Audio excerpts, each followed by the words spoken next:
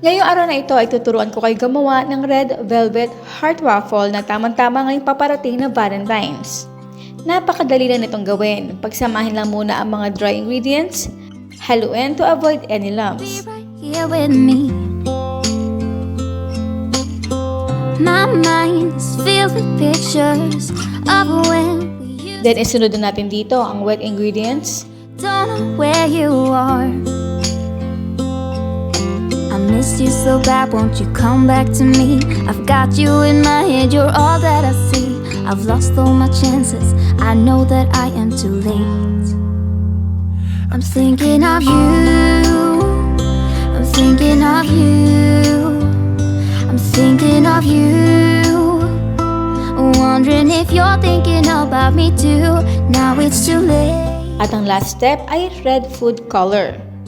Medyo naparami ang lagay ko dito kaya isasuggest ko na konti lang dahil kapag luto na ito ay magda-dark ang kulay ng ating waffle.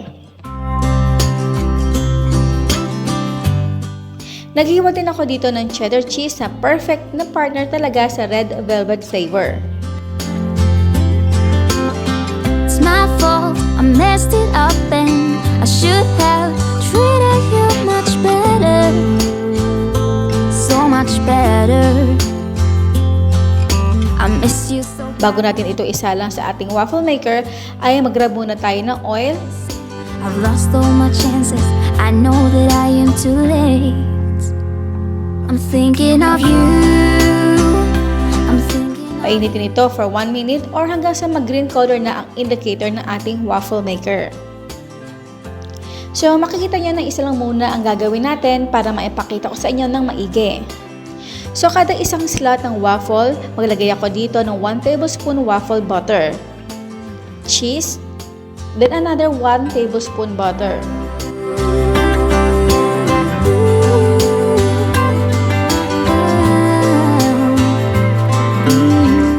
Takpan at lutuin ito for 2 to 3 minutes or hanggang sa umilaw na ang green indicator. Mapapansin nyo ngayon at kadalasan na nangyayari na gumagawa ng waffle ay hindi masyado umaangat ang waffle nito at may dalawa tayong paraan para ito ay masolusyonan.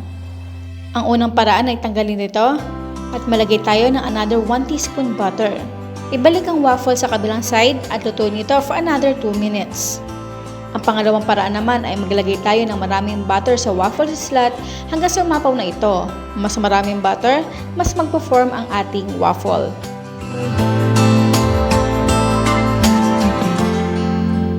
Dito nga pala sa ang Sarap Grabe, nakagawa na tayo na napakaraming klaseng waffle na flavor katulad ng kwek-kwek waffle, chocolate waffle, ube waffle, tuna waffle, hotdog and cheese waffle, nako at marami pang iba. Makikita nyo lahat ito sa ating channel, ang Sarap Grabe. At please follow us sa ating Facebook page, ang Sarap Grabe at Instagram. And I wish you would be right here with me.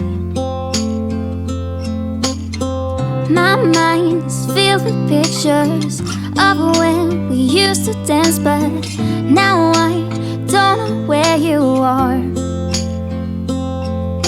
I miss you so bad, won't you come back to me? I've got you in my head, you're all that I see. I've lost all my chances, I know that I am too late.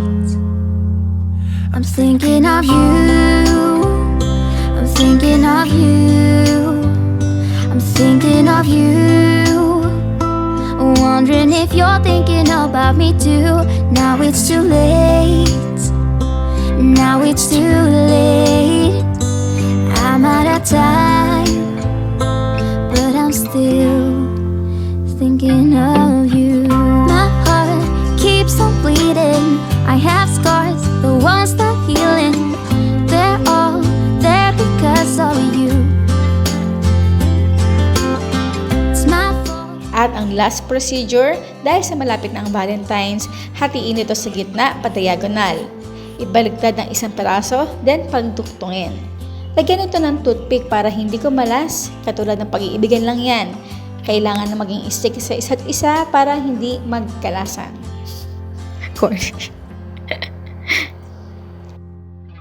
At syempre, for safety purpose, i-inform ang mga tao na kakain ng inyong waffle na may toothpick ito sa loob. Wondering if you're thinking about want me to. Now it's too late. I know it's too late. And now it's done! Our red velvet waffle for Valentines. But I'm still thinking of you.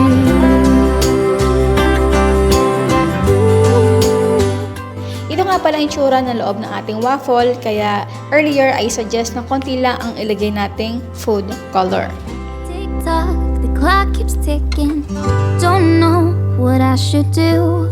I wish you would be right here with me.